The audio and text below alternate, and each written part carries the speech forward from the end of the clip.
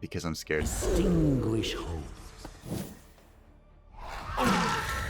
So, because the fire thrower is inspired, we need to push him back.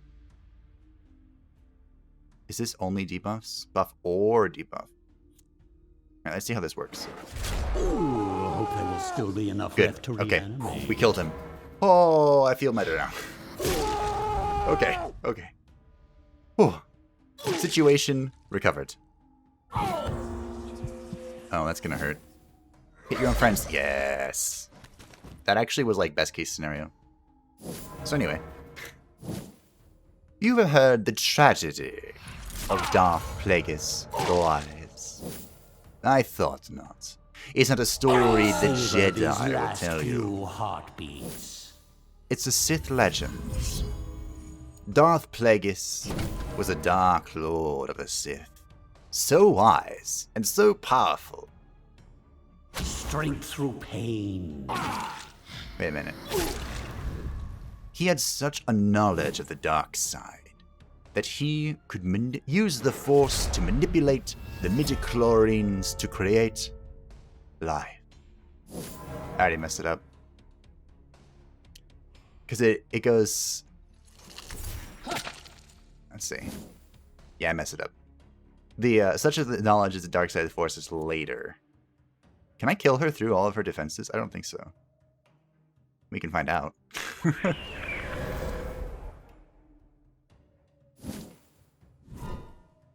Oh, A she's gone. sad display for mortal kind. The Pokédex continues to grow. And we got a level 11, right? Wow. I'm going to try again. I can't just quit after messing it up. Ooh, Gorefiend has a new point. Unfortunately, none of these matter. So I guess we just go with the crit, the one that gives us crit. Like, look at this, 5% evasion. Wow. Basically, every enemy in Good Always Wins is going to have enough crit to overset 5 evasion. I'm so impressed. So let's go ahead and get luck. My enemies are in for a nasty surprise. 11 initiative, max. It's beautiful to see this max. It's like the perfectionist within me just breathes a heavy sigh of relief. It's beautiful. Maybe one more point for Slake with Darkness. We could begin going down this. Pick up Arcana on Olivia. I think I mentioned it a few times as well, but there is a strategy of sorts to go down this far right tree in Ire, which gives you buffs based on how much Wrath you have at the start of a turn.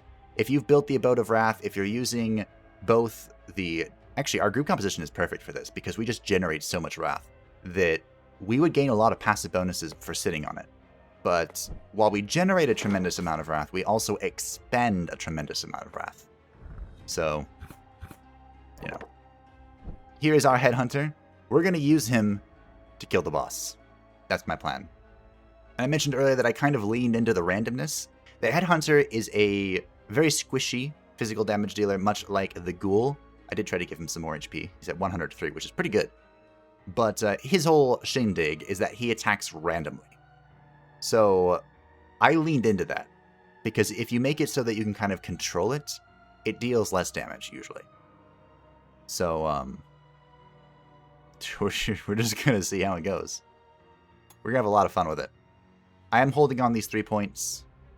Actually, no, I'm not. He starts with incredibly low accuracy. Like, he starts with like 90 accuracy. And actually, he starts with even less than that, right? He starts with like 81 accuracy by default, I think. Because remember, we have the talent that is giving us plus 12 accuracy to all minions right here. So his accuracy is incredibly low because he hits so ridiculously hard. So I'm kind of just been dumping points into accuracy. You can see I've upgraded it 6 times to make sure that he hits stuff. So let's see. When we go to this, we want the Headhunter, we want the Banshee, we want the Mummy. These are what I want to see. And the Ghoul, sure, why not? Remember, whichever minions you take to the Cultist, they're going to show you that specific item. So let's see. The contract, so this is I've never seen this before. The Headhunter has an additional 5% chance to kill an enemy with any attack except bosses. So our best attack for this would be our Q, whatever it's called. And this would bring it up to a 10% chance. I don't think that's good. I mean, obviously it's good, but I think this is more of a luxury item. Like, if you have everything you want, you pick this up. I think I mentioned this before, but the ghoul, the gruesome snack, it makes it so that she begins combat with 1 stack of her lunch break buff, which is the buff she gets when she eats somebody, and it's so good. It's like 20 vigor, 12 attack, 12 dread, 8 evasion, 8 accuracy. If you get this, if you have the opportunity to pick this up, do it. It's so strong. For the mummy, at the start of its turn, the mummy restores 4 vigor for each curse on enemies. I see. I've gotten 2 comments, which is kind of a lot for me. 2 comments about how powerful the mummy is, and I've kind of been sleeping on the mummy.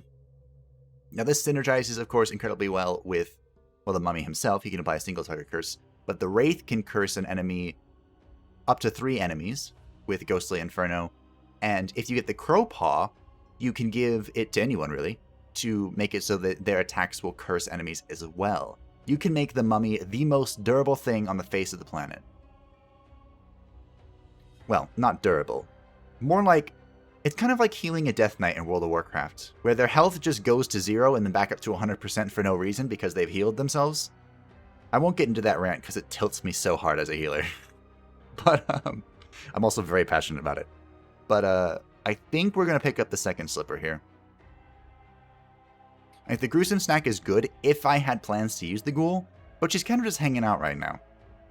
And of course, the cursed bandage is also good if I had plans to use the mummy, who's kind of just hanging out right now. But the second slipper will give much needed survivability to our banshee. We had one before, but we lost it because I died. So this is going to go over in the spider mandibles. We did some science. Science doesn't always succeed. That's why the scientific process includes an hypothesis, which is a theory of what will happen, and then, you know, results, which very seldomly actually, apply to that.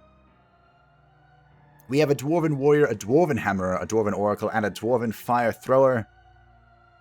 And we're going to have to save that for next time. So I'm going to try one last time to recite the tragedy of Darth Plagueis the Wise. Sorry, it's going to be on this screen. Let's adore the face of Iratus while I try.